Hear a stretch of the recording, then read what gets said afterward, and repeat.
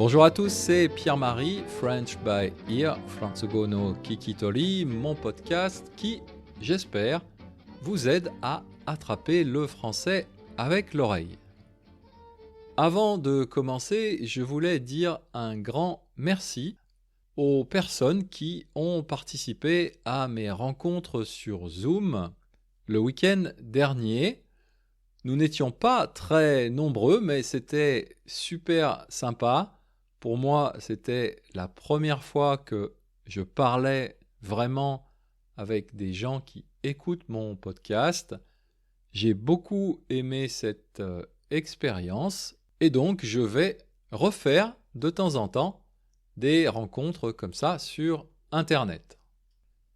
Le sujet du podcast aujourd'hui, c'est l'histoire d'un retraité en Angleterre qui s'appelle Rodney. Et Rodney, il a dans son jardin une petite maison où il fait du bricolage, un atelier de bricolage. Rodney n'est pas une personne très organisée, il n'aime pas beaucoup ranger son atelier. Et donc, quand il a fini de travailler, il laisse sur son atelier, sur la table, ses outils, ses affaires un peu éparpillées. Ça veut dire qu'il ne les range pas et que les affaires sont un peu partout éparpillées. En anglais, ce sera peut-être all over the place et en japonais, bara bara. Donc il laisse ses affaires éparpillées sur la table, mais un matin, il rentre dans son atelier et il voit que la table est rangée. Toutes les affaires qu'il avait laissées sur la table ont été mises dans une boîte. Alors Rodney ne comprend pas bien. Qu'est-ce qui s'est passé ?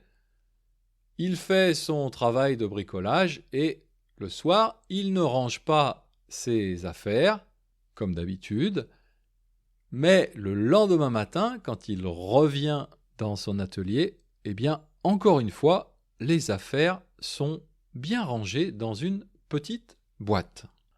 Alors Rodney se dit « Je ne suis pas fou quand même, il y a quelqu'un qui range mes affaires pendant la nuit. » Alors qu'est-ce qu'il fait ? Eh bien, il installe une petite caméra pour filmer ce qui se passe dans son atelier pendant la nuit. Et donc, le lendemain, quand il revient, encore une fois, les affaires sont très bien rangées. Et quand il regarde la vidéo, qu'est-ce qu'il voit ? Il voit que une petite souris vient sur la table de son atelier et range les petits objets éparpillés un peu partout. La petite souris range ces petits objets dans une boîte. Cette histoire est devenue un peu célèbre sur Internet. D'ailleurs, sur mon site Internet, je vous mettrai la vidéo de cette petite souris. C'est assez amusant. Et donc, comme cette histoire est devenue célèbre, eh bien, on a demandé l'avis des scientifiques en disant « Mais pourquoi cette souris fait cette activité de rangement ?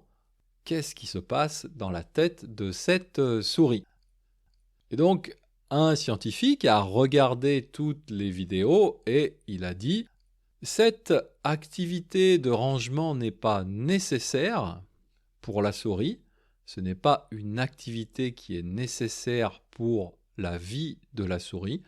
Donc, ma conclusion, c'est que la souris range les affaires de Rodney parce qu'elle s'amuse en faisant ça. » Donc cette souris s'amuse en faisant du rangement, ça lui fait un point commun avec Marie Kondo, la star japonaise, mais la star mondiale du rangement et de l'organisation de la maison.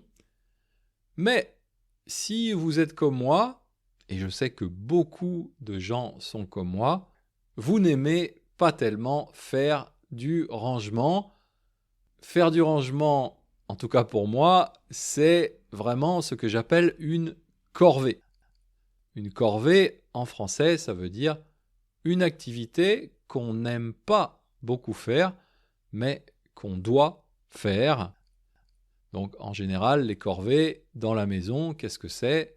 Eh bien, c'est le rangement, le ménage, la lessive, etc.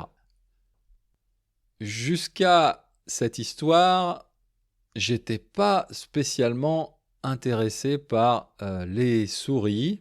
Mais là, je me dis, ah tiens, quand même, les souris, c'est pratique.